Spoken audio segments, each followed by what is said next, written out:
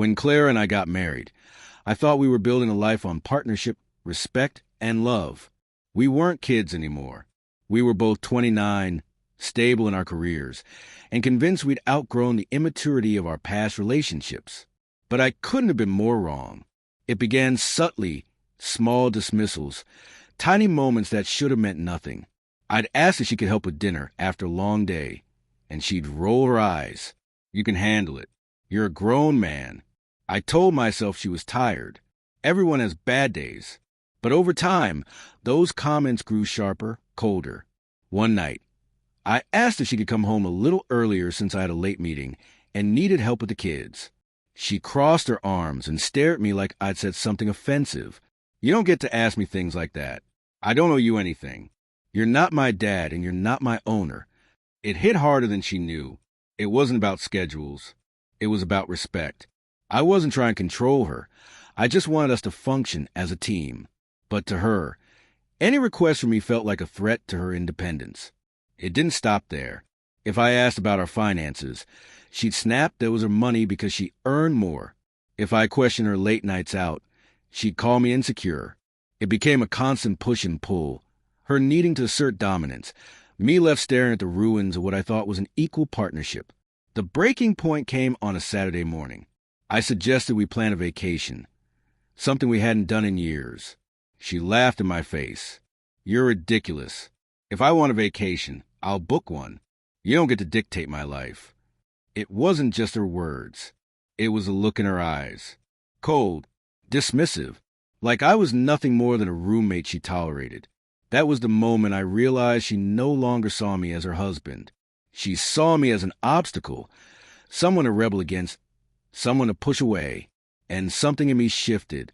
I stopped smoothing things over, stopped excusing her behavior as stress or a temporary phase.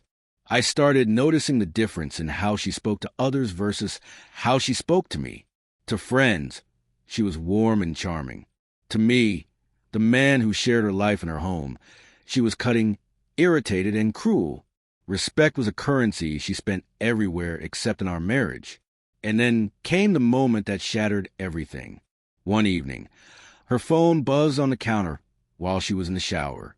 Usually, I respected her privacy.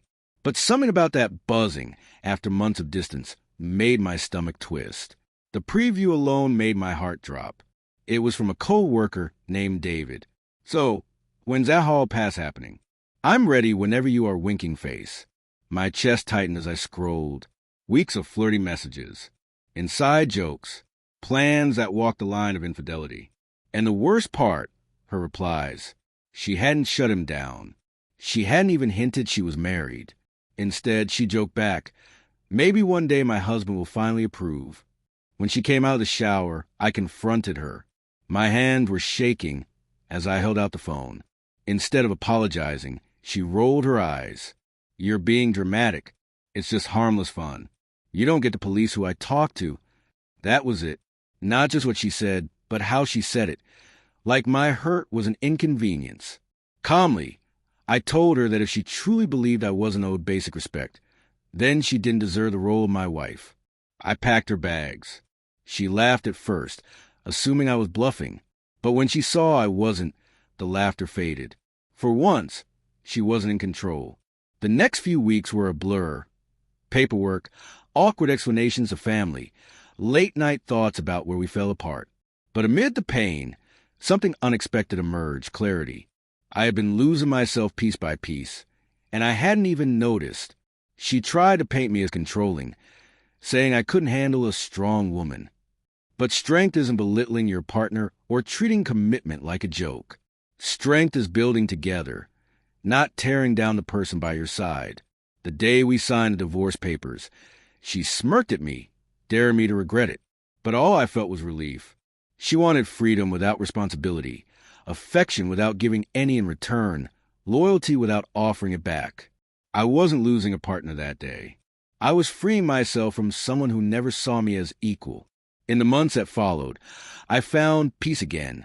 Quiet mornings with coffee, long runs, reconnecting with friends who admitted they'd seen me fade during the marriage. And I realized something important. Love should never feel like a battlefield where one person always wins and the other always loses.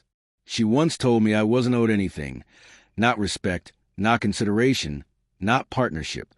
But respect isn't something you demand. It's something you naturally give in a relationship built on trust. She never gave me that. And that's why she lost me. Maybe she used that hall pass. Maybe she ended up with David. Maybe none of it mattered to her. It doesn't matter to me now. What matters is that I didn't let her rewrite my worth. Walking away was the hardest decision I ever made, but also the one that saved me. Because sometimes the greatest act of strength isn't holding on. It's letting go of the person who never valued you in the first place.